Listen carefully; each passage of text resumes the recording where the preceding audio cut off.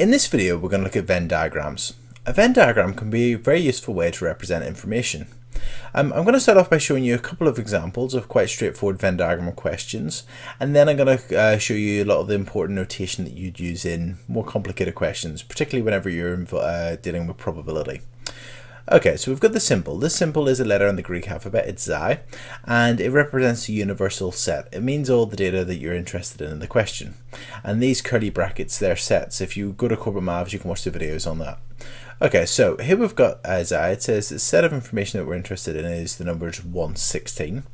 And then we've got this a is equal to the multiples of 3. So a is defined as the multiples of 3. B is defined as the multiples of 4, and we've been asked to complete the Venn diagram.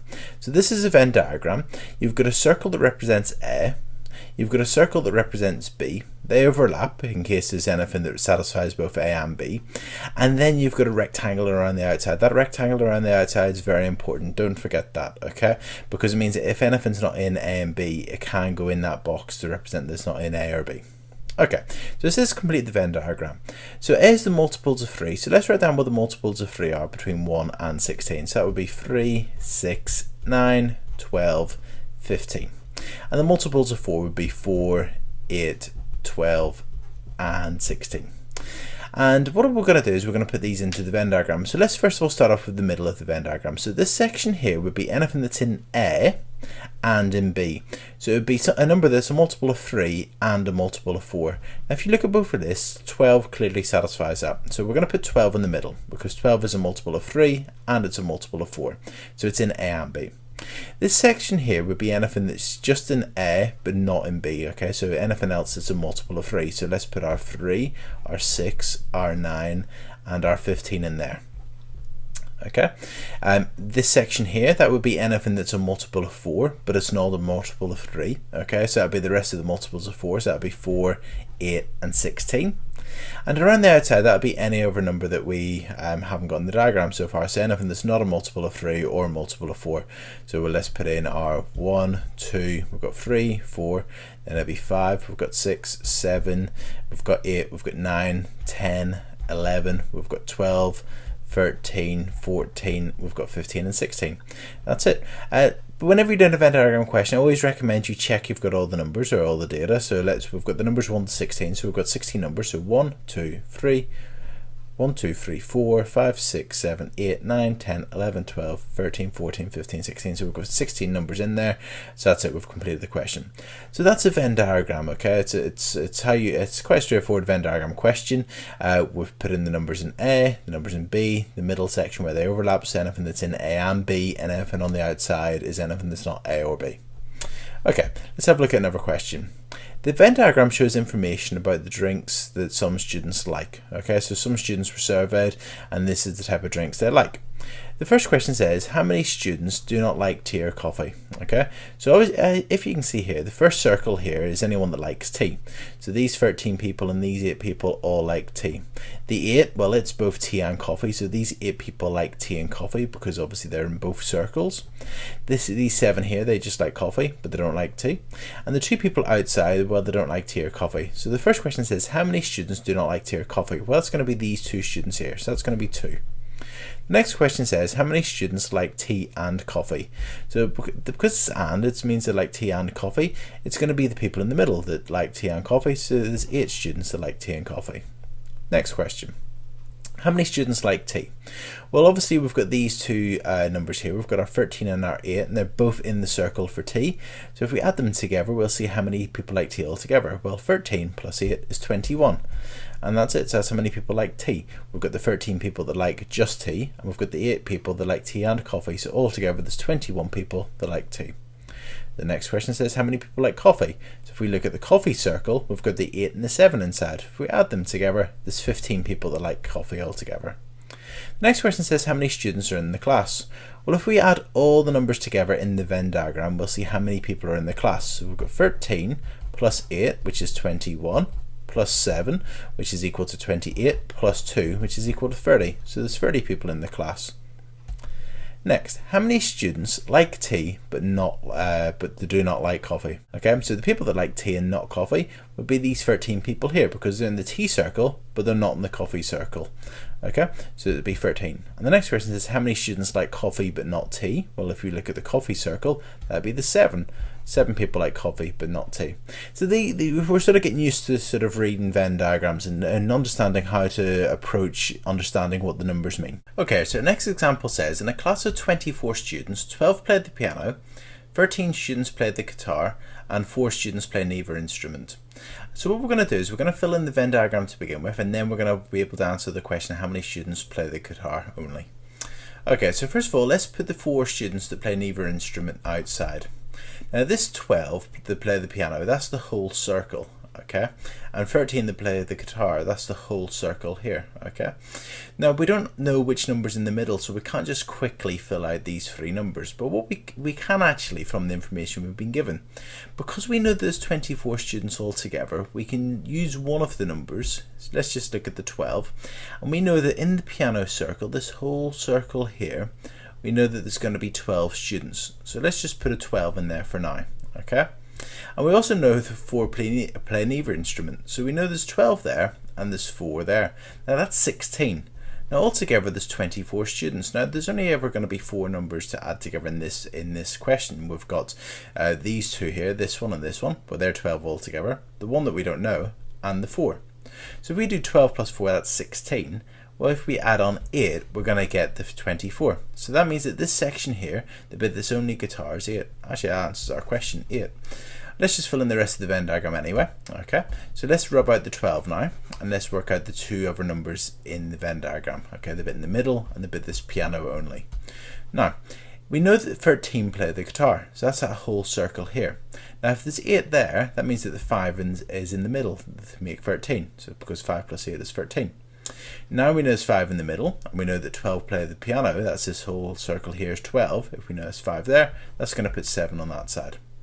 That's it, we've filled in the Venn diagram. And just to go through the question again, it says, how many students only play the guitar? Well, that's the guitar circle, but the bit that's not in the middle, so that's it. That's it. We're now going to look at some notation that you might encounter whenever you're doing a Venn diagram question.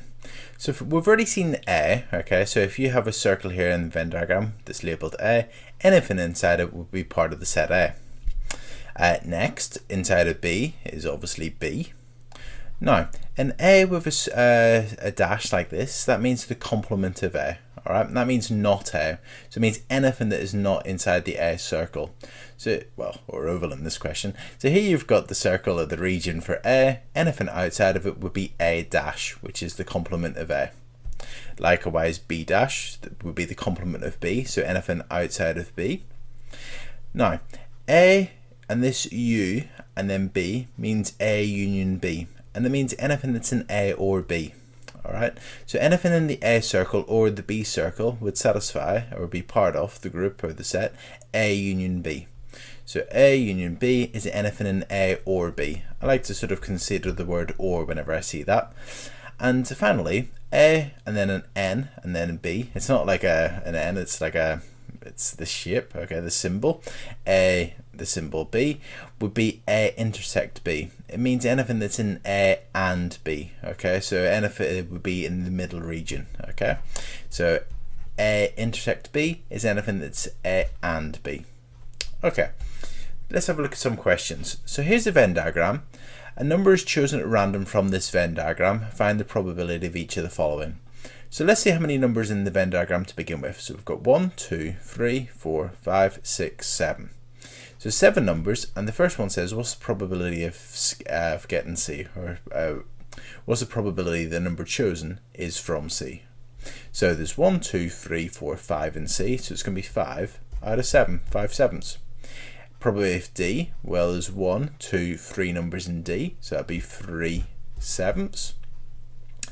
The probability of the complement of C, or the probability of C dash, means the probability of not C. So it means what's the chance of picking a number that is not in C. So we've got 5 numbers in C, but these 2 numbers, the 7 and the 2, are part of C dash, or the complement of C. So it's going to be 2 out of 7. Next, the probability of D dash. So that means that there's the probability of the complement of D, or any number that's not in the D circles. So there's 1, 2, 3, 4 that's not in the D circles. So it's going to be 4 out of 7. Next one, what's the probability of C union D? So the probability of C union D is anything that's in C or D. So there's 1, 2, 3, 4, 5, 6 numbers in the C or D circles. So there's going to be 6 sevenths. And finally, what's the probability of C intersect D? In other words, the middle region, anything that's in C and D. So there's 2 numbers there, so it's going to be 2 out of 7, 2 sevenths. Right, so our second last example, here's a Venn diagram and a number is chosen at random from the numbers in the Venn diagram. Find the probability for each of the following. So the first one, what's the probability of the complement of C intersect the complement of D? In other words, what's the probability of not C and not D? Well, there's 1, 2, 3, 4, 5, 6, 7, 8 numbers in this Venn diagram, so it's going to be 8 in the denominator, and not C and not D, well, that's going to be the 2 numbers on the outside, so that's going to be 2/8 or 1/4. Next, what's the probability of C union not D? So that means what's the probability of C or not D? So that means that anything that's in C or not D will satisfy it. So C will be these 4 numbers, and not D, well, that's going to be these 2 and these 3. We've already got these 3 already, so it's 1, 2, 3, 4, 5, 6. It's going to be these 6 numbers, this one, this one, this one, this one, this one, this one. These 4, because it's union, it means that we're going to accept any of them. So it's going to be anything in this circle or anything outside of the D circle. So the only 2 that we're not going to be looking at will be the 10 and the 9. So it's going to be 6 over 8, and that's equal to 3/4. Right, so the last part of this question says, what's the probability of the complement of C union the complement of D? In other words, what's the probability of not C or not D? Now, because it's union, it means that it's either one of them. Okay, so if it's not C or not D, then it's part of it's accepted. So not C, well, not C, let's take it, would be that number, the 10, the 9, the 15, or the 19. Not D, well, not D would be the 15 and 19 again, but also the 1, the 2, and the 4. So the probability of not C or not D would be any of the numbers that we've ticked. So it's going to be 7 over 8. And our last question. So the last question says, a p-test has 2 sections, a theory test and a practical test. Everyone in the class who took the p-test passed at least one section. So it means that everyone's passed at least either the theory or the practical or both. It says that 70% passed the theory section. So in other words, we know there's 70% in this circle. There's going to be 70 in here. It says 81% passed the practical section. So we know there's 81 in this circle. And it says represent this information on the Venn diagram. Now, to begin with, we know that nobody failed both sections. So let's put 0 on the outside. Now, this might seem a bit difficult because we don't have very much information to find out what's in the middle, but actually we do have enough information. We know that there's 4 numbers all together in this Venn diagram that we would have. We'd have this number, this one, and the 0. Alright, now we know they must add up to 100%, so it must mean that this number plus this number plus this number would be 100. Also, we know that the 70% inside the theory section. So that means that inside this circle would be 70%. So there would be 70 in here. That must mean there would be 30 there. We could have looked at it the other way, and we could have looked at the 81 for the practical section and worked at that, and then we could have worked that out, but that's just the same thing. Okay, it says that 81% passed the practical section. Now inside this practical section, we know there's 81%. Well, if we've got 30 here, that must mean we would have 51 in the middle, because that would mean 81 in the whole circle. And finally, because we know it's going to be 100%, 30, 51's 81, leaves us 19 there. And just checking they add up together to give us the 70%. So we've completed the Venn diagram. Now, the next question is very important. It's a given, that question. It says a student is selected at random. Work out the probability that the person passed the test, work out the probability that this person passed the theory section given that they've passed the practical section. So first of all, we know that this person has passed the practical section. Okay, so we know that we're inside this circle. They've passed the practical section, so we're only really considering these 2 numbers here. Okay, it says what's the probability they've passed the theory section? So the theory section would be this 51. So it's going to be 51 out of the 81 that's inside this that's inside that circle. So the answer would be 51 out of 81, and that's it.